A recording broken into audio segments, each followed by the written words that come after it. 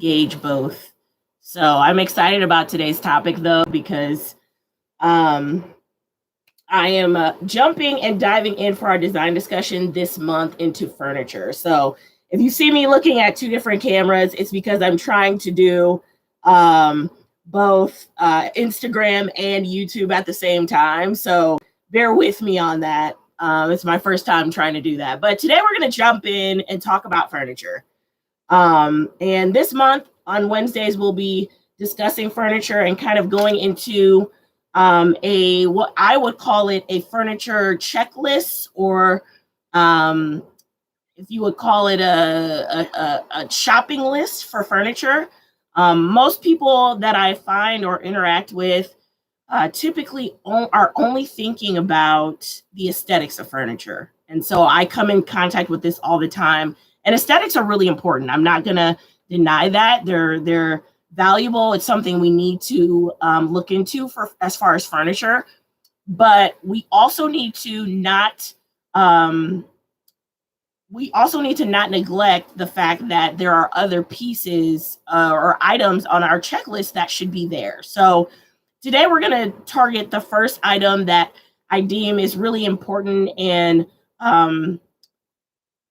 important to stress and really think about when you're purchasing furniture. And this could be furniture for your home, furniture for your office, furniture for if you're a small business owner, your boutique or retail storefront, because furniture affects our lives in more ways than we think. The aesthetics are the things that we come in contact with and are really the things that we see first because it's directed towards our eyesight. But we also really need to think about some other things. So I've listed the full list on my website, which is www.desired-designs.com. But today we're just going to target the first item on the checklist that is really important to think about. So for those of you who are, everyone's always shopping for furniture, for whether it's for their home or something else. But the important thing to know is you really have to be equipped and do your research. And most people do their research and due diligence when looking into furniture. They just don't know what to be looking for, other than like, I like the way it looks. I like that it's comfortable. I like that it fits for my space. If you're working with a designer or you're working with a salesperson, they're going to ask you about your space and how it looks and how it works. So it's really important for you to be equipped and feel like you are going into this knowledgeable. So the first thing that we're going to discuss and talk about today are the ingredients of your furniture. Do you know the ingredients of your furniture? And most people that I know, don't just go buying things off the shelf to eat without fully knowing what's in it. Even if you know that it's not the best for you, like, I like Snickers, right? Even though I know everything in it is not great for me, I still know what's in it. You know what I'm saying? Like, I know what I'm ingesting and I know what I'm getting into. The same is true for your furniture, because it affects your life in a very similar fashion as the things that you eat and the things that you consume. So people don't typically realize that or know that, but this is something that really does affect how you function in the space that you're living, working, or playing in. And so knowing the ingredients of your furniture is going to help you and equip you better to understand whether or not it's contributing to your health or it is contributing to potential physical illness based off what's happening. So there's some major materials. Knowing your raw materials is important, and also kind of knowing the construction or production process of furniture. And so we're going to talk about production a little bit more next week in like the manufacturing process. But this week, we're going to talk about raw materials and how some of these things can contribute to your wellness or contribute to potentially physical harm, or, not physical harm, but could contribute to potential illnesses down the line that you don't know about and that are just kind of a byproduct of the furniture that you purchase. So one of the main materials that are used in all types of furniture, upholstered furniture, which means a furniture that has fabric on it, and even furniture that does not, is wood.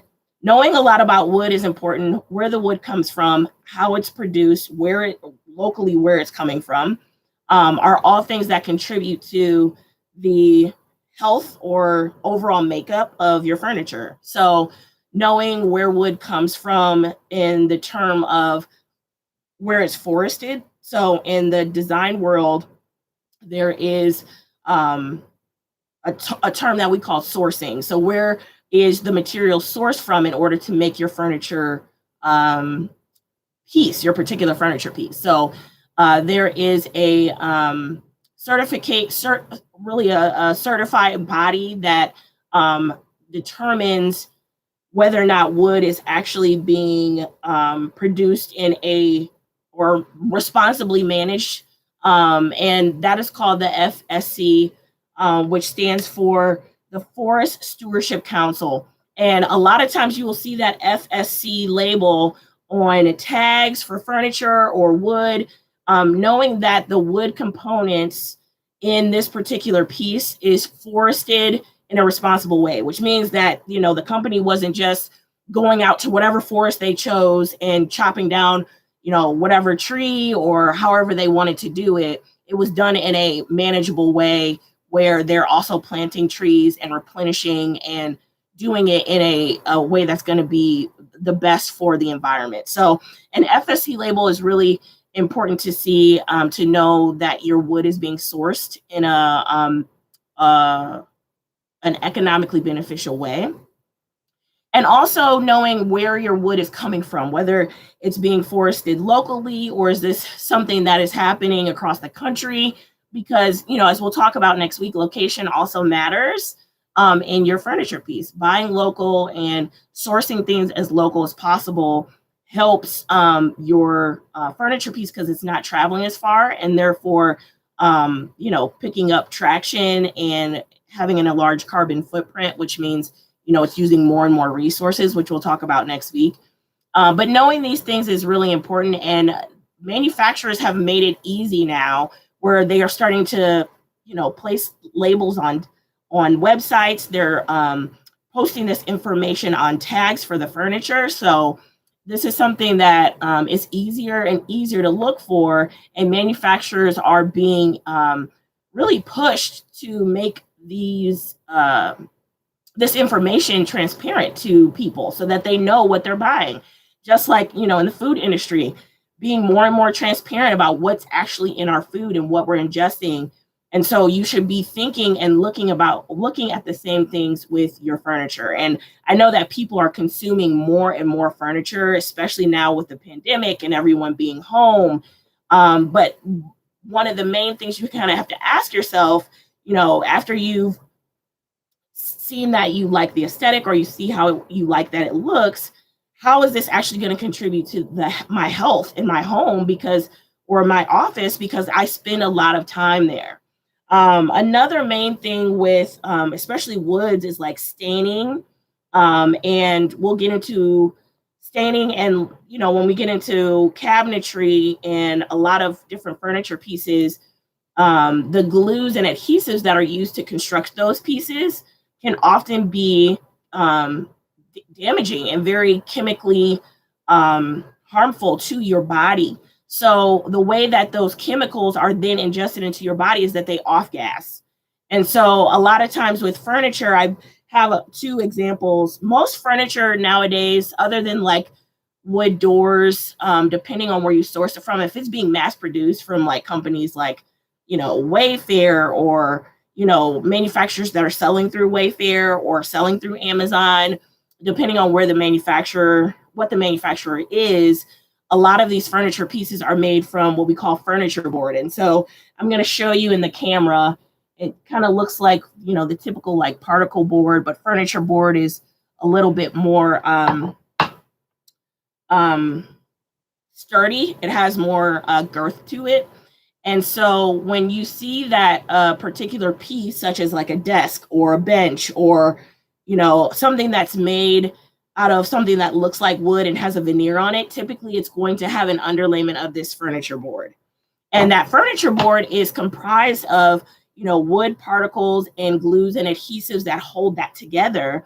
And those adhesives are really important to know what's in them, because that off gases into your home. It allows you to really consume, or it to be ingested in your body through breathing, through all of your through your skin, all of that, all of your pores, that kind of thing. So you have to be really conscientious about off gassing, and that typically happens with those kind of adhesives and even stains on woods. So it's really important to know and be familiar with companies that are transparent about, are they using stains that are low VOC, low volatile organic compounds, low fumes. Those are things that you want to know and that are becoming more readily available. And those are questions you should be asking as you're looking into furniture and the furniture process. And, when you work with a designer, these are things that they would be able to know and be able to help you to understand about your pieces as well, so that you can come to the table as a consumer, more knowledgeable about what is happening and what you're purchasing. Because a lot of times furniture are big purchases for people. So you want to make sure that you're not buying something that's going to cause damage to you in your home. So it's really important that you look into that and are aware are the chemicals that are in this. Formaldehyde is one that is really well known as that's part of adhesives. Formaldehyde can off gas and really add to physical illness to people that are in the space. So it's really important to just be aware of that. And as a person who works with clients every day, I try my best to really educate my clients on what they are purchasing and what questions they should be asking, and giving them the information they need in order to make informed decisions for themselves. So it's a great way to create a checklist for the furniture buying process. Just like, you have in your mind what you're looking for when you go to the grocery store, you should have in mind what you're looking for when you're purchasing furniture as well. So we have that full list on our website, www.desired-designs.com. It's under our design discussions